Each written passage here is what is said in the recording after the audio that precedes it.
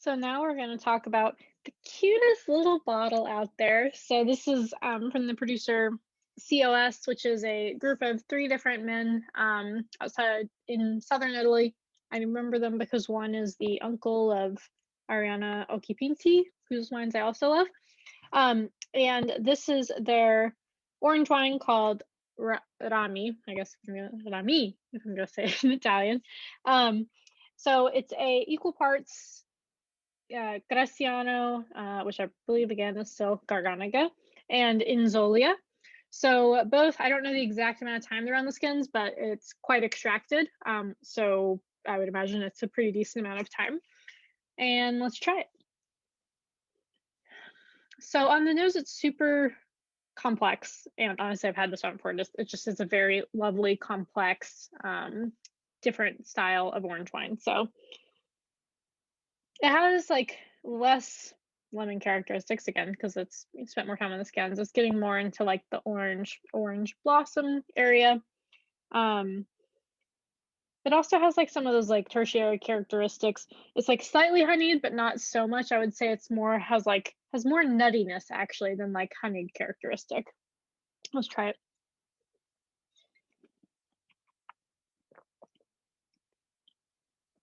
So this one I would say is a really good example of what has like a little bit of tannin, but it has a good amount of phenolic bitterness.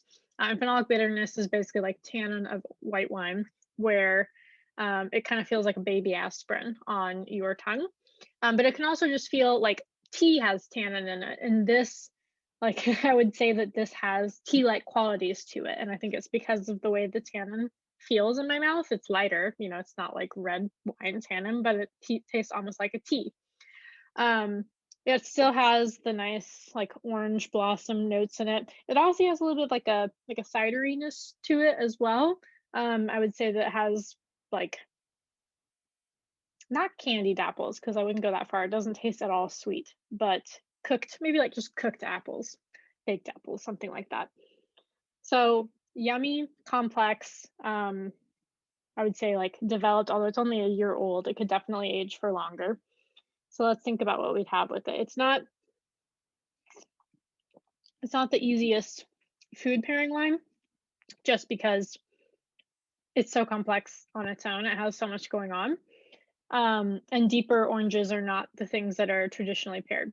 But thinking on the fact that it has these great orange blossom and orange characteristics in it, I would go with things that like you might put with that. So like ham, like if you're gonna like roast a ham or whatever you do for like Christmas, where you put like pineapple with it, like ham with pineapple and some like potatoes or rice or something, like that would be great with this. I think I said this in one of last month's videos too. Like this would go great with either it's like a duck or a pig, and where like that's the highlight, and then it has some nice sides to it.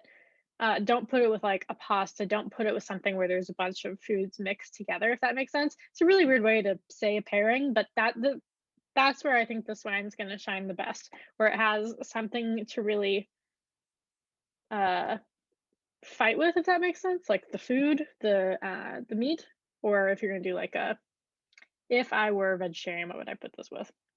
I always try and ask myself that. I guess you could do like a portobello mushroom, but mushrooms are really tough because of the umami characteristic. I'm actually not 100% sure if that would work. Tofu, I would just go for something with tofu in it, and like tofu rice dish. That's probably what I would stick with. But if you're a meat eater, definitely go with like a pork loin, or a ham.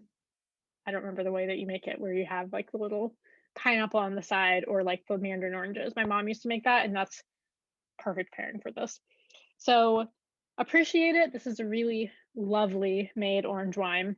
And yeah, just make sure you have something really nice to drink it with. It tastes great by itself, but honestly, like if you're gonna put food with it, just really think ahead. So enjoy.